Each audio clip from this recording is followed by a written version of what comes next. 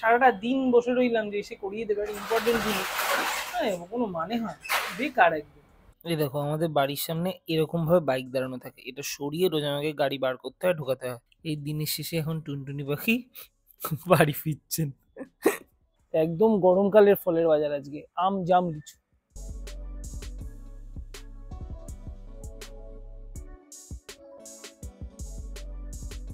Good morning everyone and welcome back to our channel. সকাল সকাল ওই বাড়ি থেকে বেরিয়ে পড়েছি। আজকে আমার 11:30 একটা ইম্পর্টেন্ট কল আছে, সেটা এই বাড়ি থেকেই নেব। তো এখন বাজে হচ্ছে 10টা 25। আমি এখন হচ্ছে 3 নম্বরে।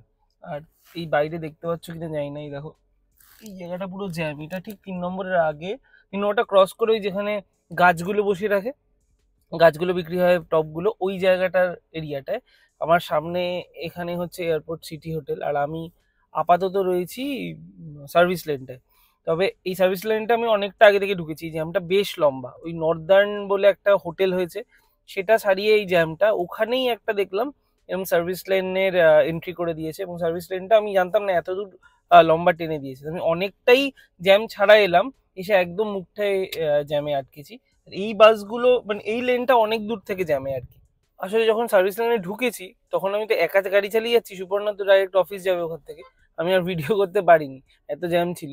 তবে ওই নর্দার্নের ঠিক একটু আগে থেকে সার্ভিস লাইনটা খুলেছে। এবার আমি তো ভাবছি এরপরে যদি কখনো দূর থেকে জ্যাম দেখি, আজ তো সব গাড়ি ঢুকছিল বলে, বাট না হলে ঢুকে যাওয়া যায়, মানে বেশ ভালো, অনেক দূর অব্দি টেনে দিয়েছে। এই দেখো আমাদের বাড়ির সামনে এরকম ভাবে বাইক দাঁড়ানো থাকে, এটা সরিয়ে রোজ আমাকে গাড়ি বার করতে হয়, ঢোকাতে হয়। এই বেরোলাম, এখন বাজছে 12টা 15। 12:30 শাটেল আছে, হাতে টাইম নিয়েই বেরিয়েছি, আস্তে আস্তে হেঁটে যাচ্ছি যাতে আর দৌড়াতে না হয়। তো এখন যাব অফিস, তারপর ওখান থেকে অফিস থেকে চলে যাবো মধ্যমগ্রাম। এখন বাজে 1:30। আমাদের বুক করা ছিল 1টার সময় এসি সার্ভিসিং।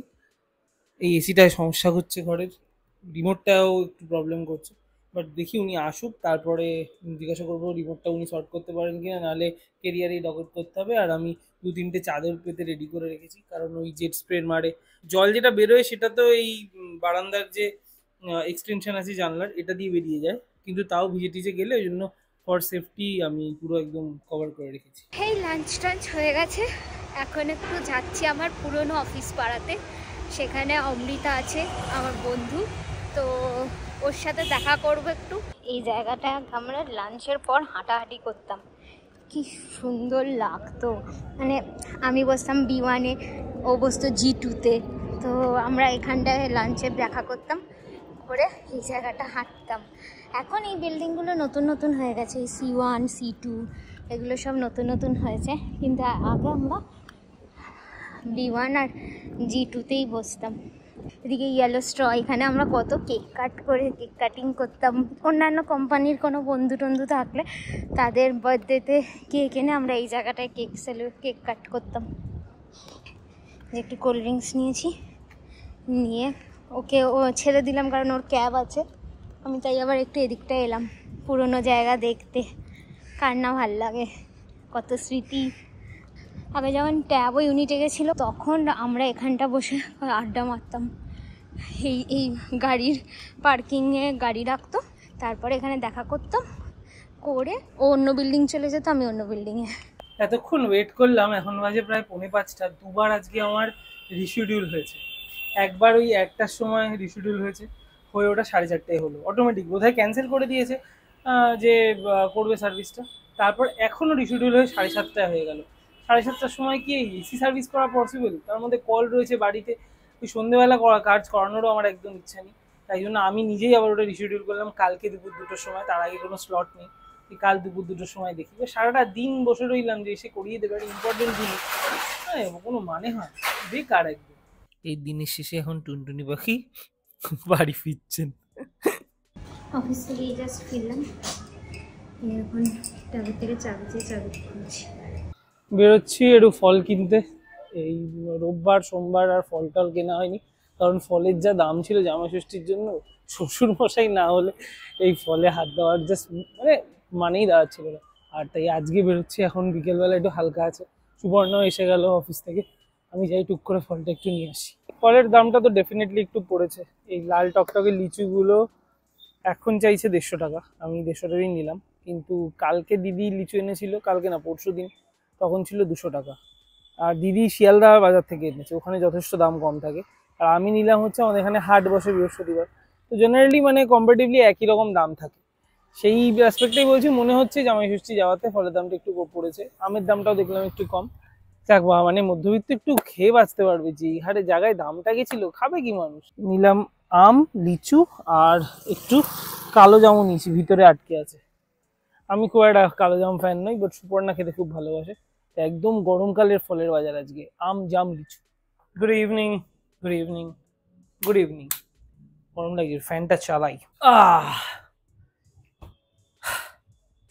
গরম কি কমবে না? বিরক্তিকর লাগছে, এবার বিরক্তিকর লাগছে।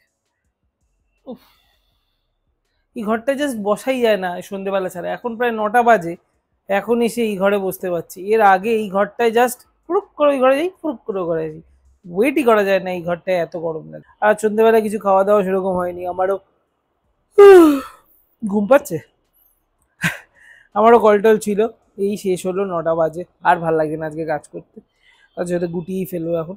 আর রিসেন্টলি আমার একটা বন্ধু জিজ্ঞাসা করছিল যে প্যারিসে আমি যেখানে আগের বার গেছিলাম কোথায় ছিলাম, কি বৃত্তান্ত, হ্যান ত্যান।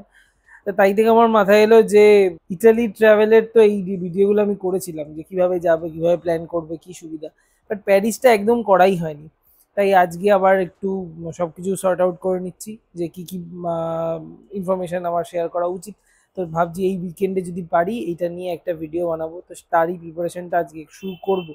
রাত্রিবেলা একটা কিছু সিনেমা টিনেমা দেখবো শুক্রবার রাত, বাট তার আগে যেটুকু টাইম পাবো তার আগে একটু জট ডাউন করে নেবো জিনিসপত্র যেগুলো শেয়ার করা দরকার।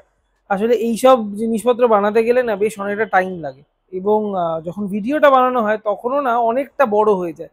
যে এবং এত বড় ভিডিও হলে তো জেনারেলি লোকজন খুব একটা দেখতে পছন্দ করে না, এবং বড় লাগে সত্যি কথা। তাই যতটা ক্রিস্প এবং ইনফরমেটিভ করা যায় তার জন্য একটু লেখা দরকার, মানে কোনটার পর কোনটা কি বলার পুরো ডিটেলিং গুলো করা দরকার। তো সেটা একটু টাইম দিতে হবে, ঠিক আছে। আজ আর কাল ওইটুকু থেকে যদি টাইম দিতে পারি তাহলে হয়তো রোববারের মধ্যে ভিডিওটা প্রডিউস করতে পারবো। দেখছি, এখনো জানি না, যদি হয়ে ওঠে তো ভালো, কারণ অলরেডি আমি ওকে শেয়ার করছিলাম জিনিসগুলো।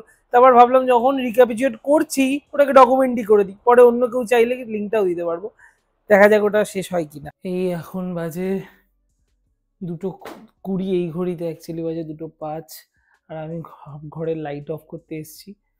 এতক্ষণ আমি এডিট করছিলাম কালকের ব্লগটা, তার সাথে বললাম না এই প্যারিসের ওটা নিয়ে একটু কাজ করছি, তো সেটাও চলছিল। এই দুটো করতে করতে করতে করতে মানে চেয়ারে বসেই ঘুমিয়ে পড়েছিলাম হট করে, ঘুমটা ভেঙে। এরকম সব লাইট টাইট অফ করতে এগুলো সব জ্বলছিল। আর কাল সকালে আবার প্র্যাকটিস আছে, সকাল সকাল ওঠার আছে। শুক্রবার রাতে ভেবেছিলাম একটা মুভি টুভি দেখবো, কিন্তু সেটা আর হলো না। সেই হোক, আজকের ব্লগটা এখানেই শেষ করছি। কিছু ভালো লেগে থাকলে please do like, share and subscribe. দেখা হচ্ছে পরের ব্লগে।